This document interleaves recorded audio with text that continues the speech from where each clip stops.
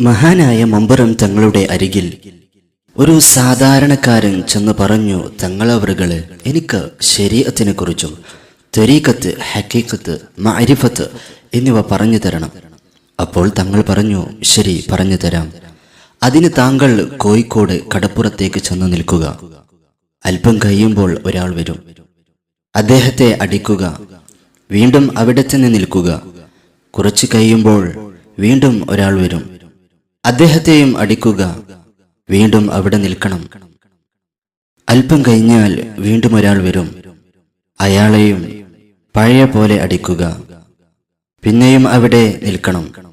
അപ്പോൾ വീണ്ടും ഒരാൾ വരും. അയാളെയും എല്ലാവരും ചെയ്ത പോലെ അടിക്കുക. അതിനുശേഷം ഇങ്ങോട്ട് വരിക. ആ മനുഷ്യൻ മമ്പുറം തങ്ങൾ പറഞ്ഞതുപോലെ കോഴിക്കോട് കടപ്പുറത്ത് ചെന്ന് നിന്നു. കുറച്ചു കഴിഞ്ഞപ്പോൾ അതാ ഒരു മനുഷ്യൻ വരുന്നു. അയാൾ അദ്ദേഹത്തിന്റെ അടുത്ത് ചെന്ന് തങ്ങൾ പറഞ്ഞ പോലെ ഒരൊറ്റ അടി കൊടുത്തു. അടിച്ച ഉടൻ തന്നെ തിരിച്ച് അയാളും അതുപോലെ ഒരൊറ്റ അടി അടിച്ച ശേഷം അയാൾ പോയി. ആ മനുഷ്യൻ ആകെ പരിഭ്രമമായി. ആദ്യത്തെ ആളെ അടിച്ചപ്പോൾ തന്നെ ഇങ്ങനെ, ഇനി 3 പേരെ കൂടി ഇതുപോലെ അടിക്കേണ്ടതുണ്ട്. എന്തായാലും തങ്ങൾ പറഞ്ഞ നിലക്ക് അവിടെ നിൽക്കാൻ തീരുമാനിച്ചു. വീണ്ടും അവിടെ നിന്നപ്പോൾ രണ്ടാമതൊരാൾ വന്നു.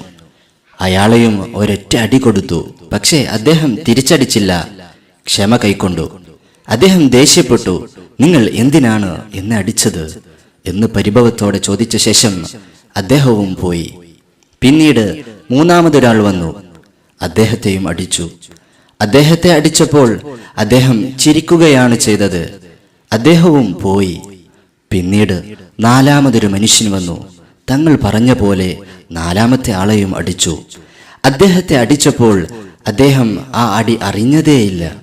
ഈ 4 സംഭവങ്ങളും മനസ്സിലാക്കിയ ശേഷം അദ്ദേഹം മമ്പുറം തങ്ങളുടെ സവിധത്തിലേക്ക് തിരിച്ചുപോയി. നടന്ന അനുഭവങ്ങളെല്ലാം വിവരിച്ചു. അപ്പോൾ മമ്പുറം തങ്ങൾ വിശദീകരിച്ചു കൊടുക്കുകയാണ്.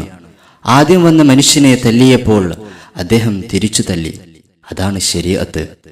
ശരീഅത്തിൽ അതിനുള്ള അനുവാദമുണ്ട്. തല്ലിയാൽ അതേ രൂപത്തിൽ പ്രതികാരം ചെയ്യാം. 2ാമത്തെ ആളെ തല്ലിയപ്പോൾ അദ്ദേഹം പരിഭവത്തോടെ പ്രതികരിച്ചു. പക്ഷേ തിരിച്ചു തല്ലിയില്ല. അദ്ദേഹമാണ് ത്വരീഖത്ത്.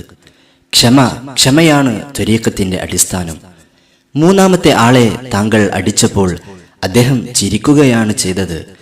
ആ അടി അള്ളാഹുവിന്റെ ഭാഗത്തു നിന്നുള്ള ഒരു തീരുമാനമാണ് അദ്ദേഹം കണ്ടത്.